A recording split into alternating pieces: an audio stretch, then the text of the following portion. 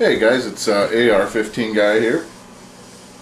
So this video is going to be a little bit of an educational video, I might say, because I got edumacated today. So there's a couple of videos going around, one of them in particular that talked about the 9mm round being a low pressure round. That's not the case. 9mm is a very high pressure round. This particular person in the particular video is a major Glock fan, and he stated that he didn't like the 40 because it was a high pressure round, but he liked the 9mm and the 45 because they were low pressure rounds. It's not the case. 9mm is a very high pressure round.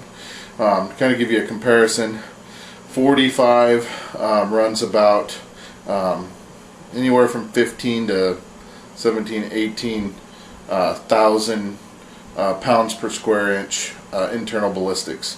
Meaning when that fire goes off and the powder gets ignited, there's anywhere from 15,000 to 18,000 pounds per square inch inside that shell. And that's what projects the bullet. Sounds like a lot of pressure. It is. On the loads that I just loaded up, I think they're like 15,300 psi, and it gets me 900, right at 900 feet per second. Now a 9mm, which is also supposedly low pressure round, which is bull, runs anywhere from about 28 to 32,000 pounds per square inch inside that shell, and projects the bullet. So there's a huge difference, and 40 runs right about there, maybe a little, it runs on a little bit higher, but that's not even counting 9mm plus P. So the fact that 9mm is a low pressure round is not correct, not accurate at all. Don't let anybody tell you otherwise. It's not accurate. Looked it up in the ballistics books. It's not accurate. The reason that a lot of Glock guys don't like 40 is because the 40, the Glocks that are chambered in 40 are what they call a non-supported chamber or unsupported chamber. What that means is when the ramp is cut short and the back part of the shell sticks off of the feed ramp.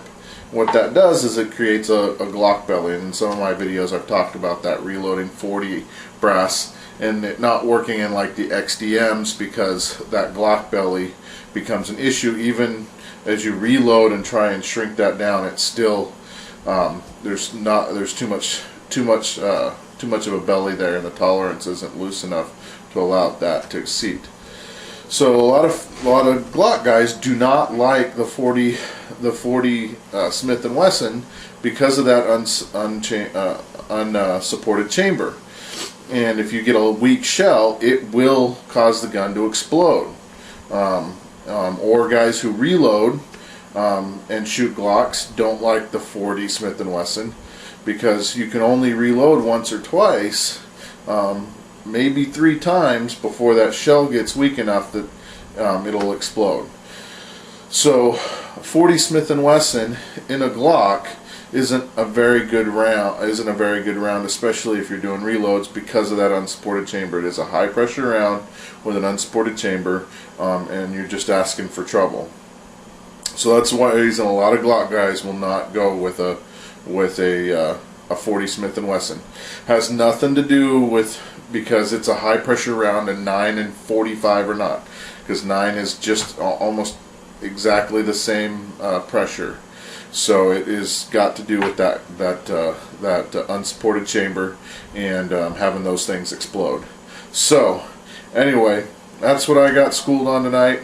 I was talking with my dad. I don't know much about the 9mm. I've never owned a 9mm, never shot 9mm, never reloaded for 9mm. And we were talking and I mentioned that and he's like, wrong answer. So anyway, 40 Smith & Wesson high pressure round, 9mm high pressure round, 45 low pressure round. So anyway, leave some comments, questions, anything like that.